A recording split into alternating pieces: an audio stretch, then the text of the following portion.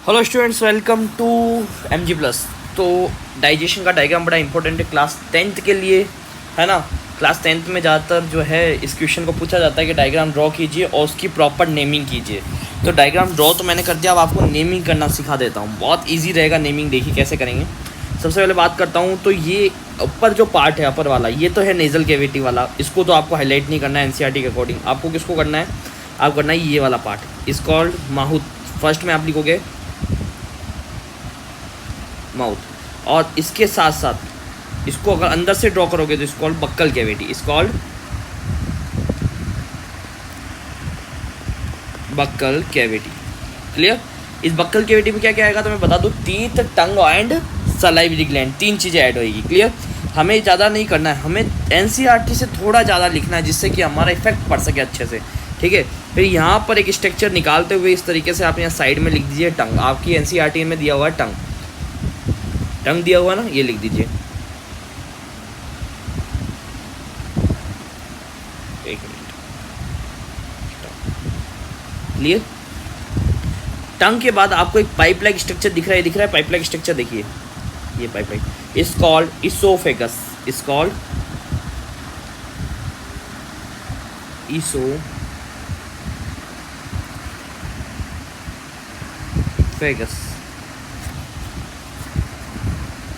Is called oesophagus. Clear.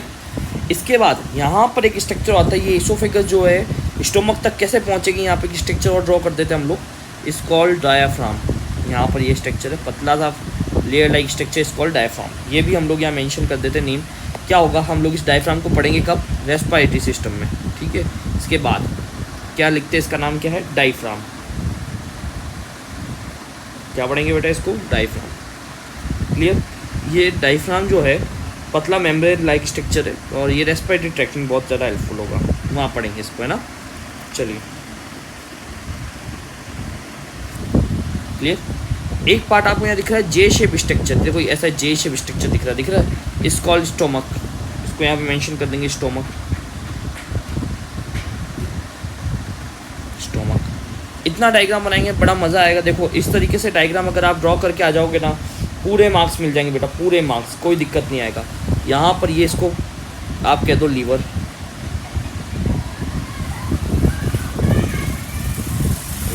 इसको सही से यहाँ अपन मेंशन कर देते हैं। लीवर के क्या दो लोब्स होते हैं, right lobe and left lobe, और दोनों को हम लोगों ने एक साथ मेंशन कर दिया, इट्स कॉल्ड लीवर।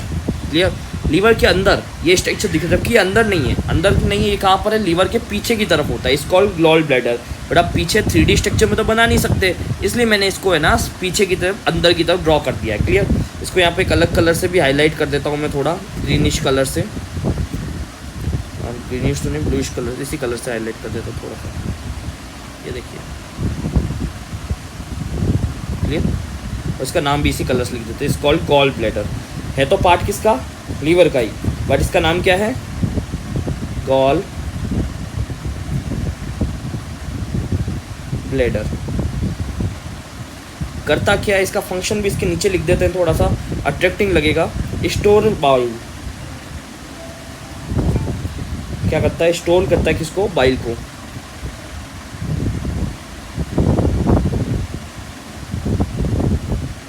और लीवर क्या करता है, सिंथेसाइज बाइल। चलो इसको लिखने की जरूरत नहीं, यहाँ तक लिख दीजिए, काफ़ी होगा। ठीक है।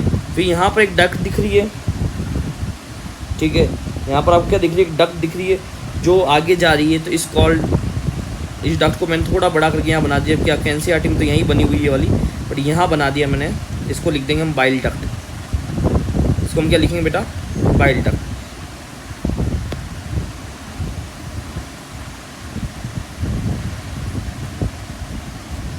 ये बाइल डक्ट। क्लियर।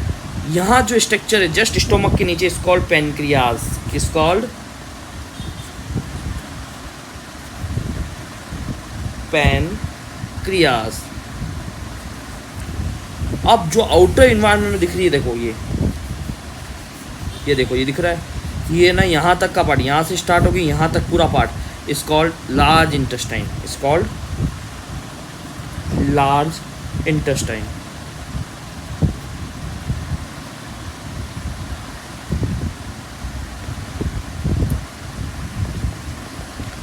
इसके कितने पार्ट होते बेटा? 3 पार्ट होते बेटा। 3 पार्ट नॉर्मली याद रखने हैं। पहला पार्ट सिक्कम पार्ट। कौन सा पार्ट बेटा? सिक्कम पार्ट, सिक्कम पार्ट। दूसरा कौन सा पार्ट है बेटा? कॉलोन। और तीसरा है रेक्टम। कॉलोन वापस 4 पार्ट का होता है, ऐसे हम बात करेंगे। ये कॉलोन यहाँ देखो, ये तो है आपका सिक्कम पार्ट, यहाँ से लेके ये जो मैंने लाइन बनाई ना, ये पूरा रेक्टम कॉलोन पार्ट है। और इसके बाद ये रेक्टम पार्ट है, ये सर्कल वाला पार्ट रेक्टम है। तो यह देखो कॉलोन वापस 4 टाइप के, ascending colon, transfer colon, descending colon and sigmoid colon. ठीक है, बट हम यहाँ पर मेंशन नहीं करेंगे इतना ज़्यादा, इतना मेंशन करेंगे जबकि पढ़ेंगे तो पूरा ही क्लियर। अंदर का जो पार्टिकल्स है सारे इस कॉल्ड स्मॉल इंटेस्टाइन, यहाँ से स्टार्ट होती है। ये देखो ये स्मॉल इंटेस्टाइन यहाँ से स्टार्ट हो रही बेटा। ये इस कॉल्ड ड्यूडेनम, यहाँ पर आएगी जीजेनम, यहाँ पर आएगी इलियम, और इलियम जाके कनेक्ट किससे हो जाएगी? लार्ज इंटेस्टाइन से। क्लियर। जहाँ कनेक्ट होगी उसे इलियोसिकल वॉल कहते हैं। बाकी अपन को इतना याद नहीं रखना। मेन चीज़ अब आगे देखते हैं। ये एक्स्ट्रा पार्ट, इसे एक्स्ट्रा पार्ट क्या बोलते हैं? अपेंडिक्स। क्या बोलेंगे बेटा? अपेंडिक्स।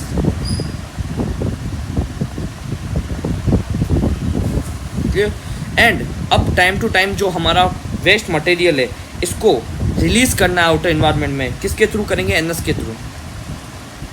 ये हो गया आपका स्ट्रक्चर कंप्लीट। इतना स्ट्रक्चर अगर आप बना के आ जाते बेटा, आपके ये मान लीजिए अगर 4 मार्क्स का है और इसमें अगर आप थ्योरी भी ऐड कर देते हैं थोड़ी थोड़ी, जैसे मैंने बोली है, तो आपको 100% मार्क्स पूरे ही मिल जाएंगे। लास्ट में एंड में आपको क्या करना है? आपको एंड में बहुत सी चीज़ करनी है, थोड़ा सा है ना डार्क करके, अगर पेंसिल है तो थोड़ा सा उसको ना हाईलाइट कर देना इस तरीके से थोड़ा सा। ठीक है, जैसे मैंने कर दिया है, इतना भी ना कीजिएगा ऐसे। ह्यूमन